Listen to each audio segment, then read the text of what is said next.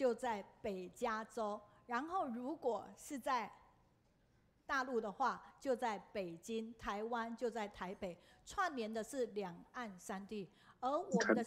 So moving on to our next session, we have Brother Janet, or sorry, Sister Janet Yao and Brother Victor Jie, who have these sessions once a month. I believe they're translating these sessions as Daai voice.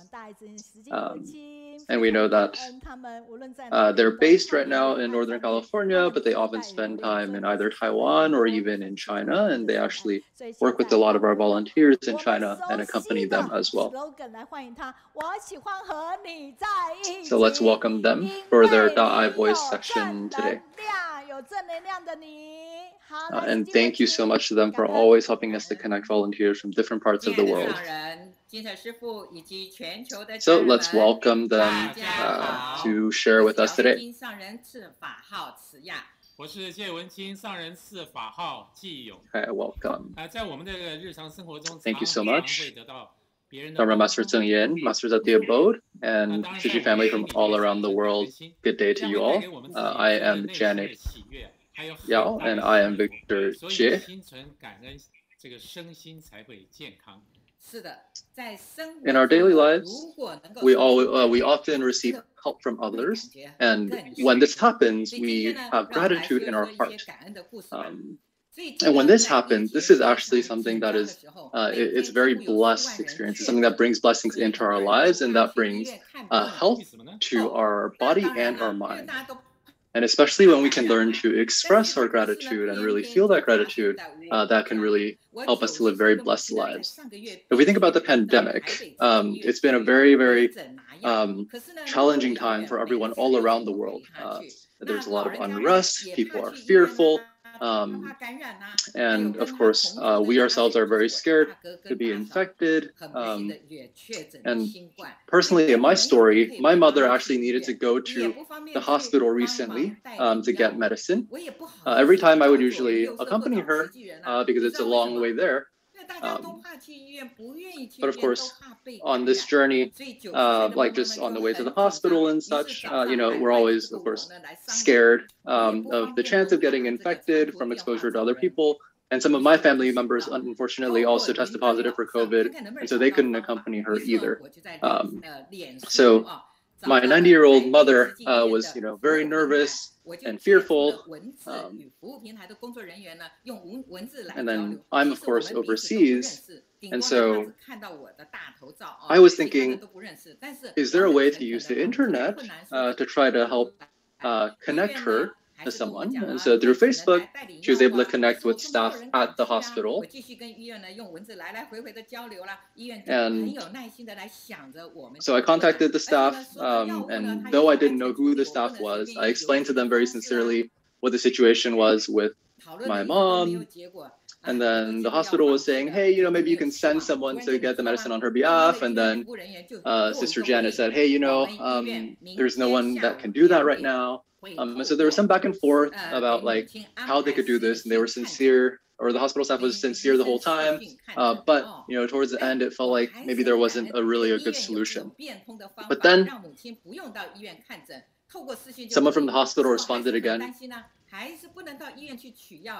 and said, tomorrow afternoon, 2 p.m., we are going to schedule a video call with your mother to have an appointment with her in this way. And so I was so grateful to have this opportunity for her to meet her doctor through video call so that she didn't have to go to the hospital. At the same time, I was worried that she couldn't go to the hospital physically to pick up the medicine because of that. And then the hospital staff then said, after this appointment, we are going to have hospital staff send this medicine directly to your mother. And so I was so touched. And not only this, the hospital staff would actually give me updates along the way. For example, when they were done with the video call, they would say that, we're done with the video call. And then afterwards, they shared that, we have hospital staff who has the medicine now. And then later tonight, we're going to send the medicine to your mother. So I was just really touched. They weren't, not only were they so attentive to my mother and every detail, taking care of her, but also providing me updates all along the way.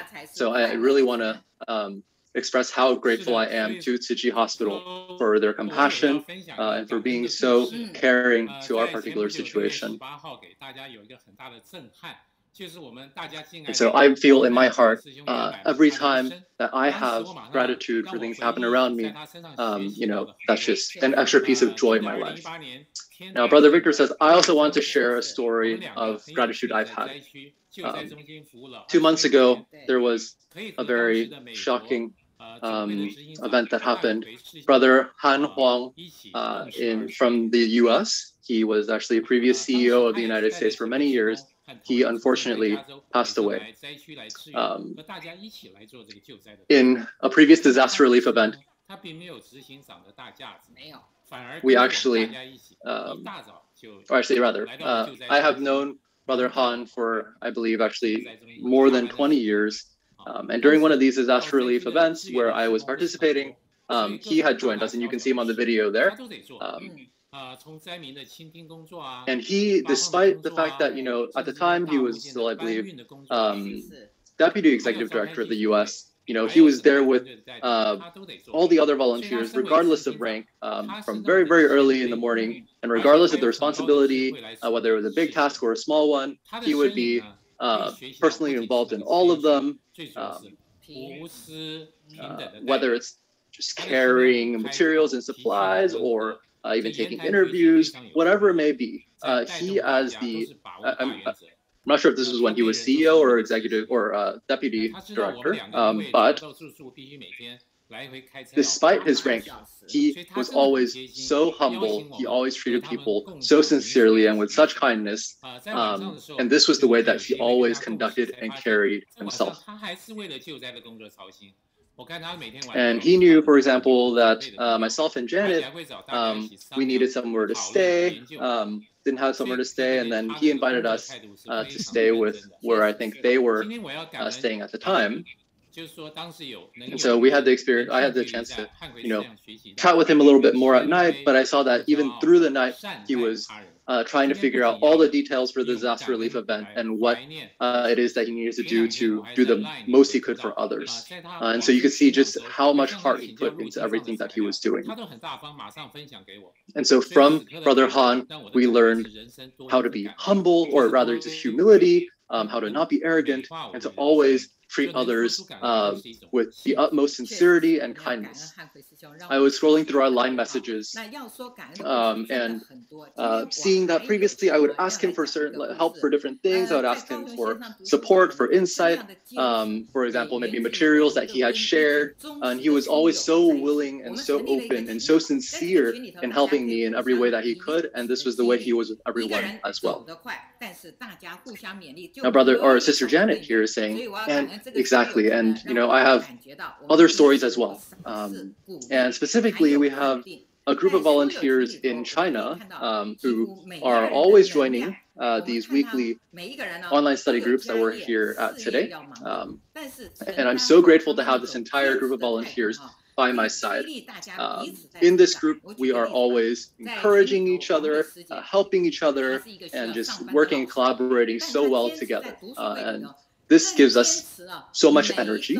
And despite the other challenges in our personal lives, maybe, we have to balance both our career and our personal lives and the missions of Shijing. Being in this group is just such a source of energy and positivity for all of us.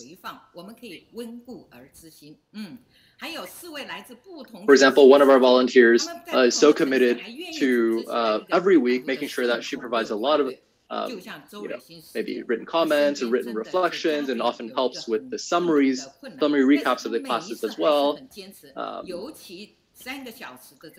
And we have volunteers from all these different cities. And actually, specifically, we have, I believe, 4 volunteers from different cities who all came together to create a team for these weekly summary recaps that we have.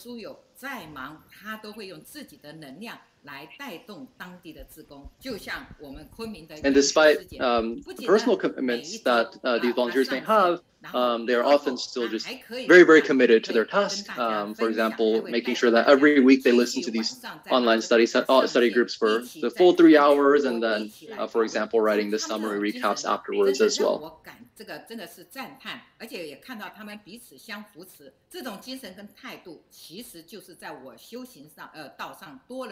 And some of these volunteers, they don't just stay on for the 3 hours. After the session as well, they would actually lead discussions amongst other volunteers too, to share their reflection and what they've learned from class. So this sort of attitude and this sort of spirit is something that I feel like I can learn from to better cultivate myself. So I'm so grateful to this committed group of volunteers.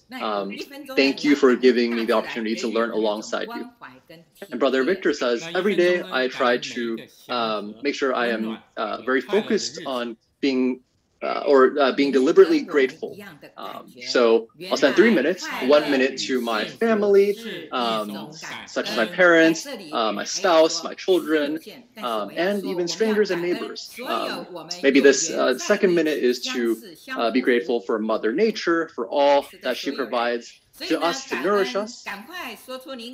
And the third minute, one second, let me catch that. The third minute is to be grateful for every day that we have that is peaceful and filled with warmth and filled with happiness. So welcome you all to share your own stories of things that you're grateful for in your everyday life as well. Thank you so much.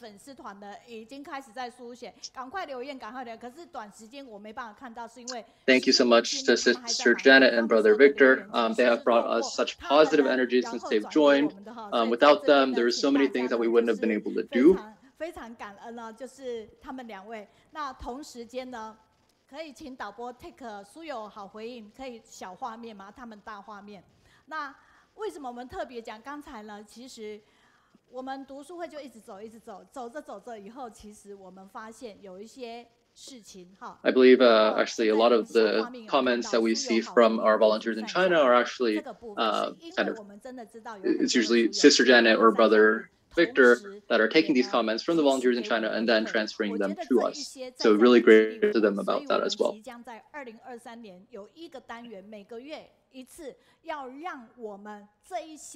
忠实的书友们上线来让大家彼此熟识，来见面了哈。因为我想读书会其实是一个彼此互动的，所以我们需要更多的一个能量。那我们在这里的时候，也希望在听完他们的分享以后呢，能够赶快的写下的这样的回响，即便马上的留言，或者是及时的按赞转分享。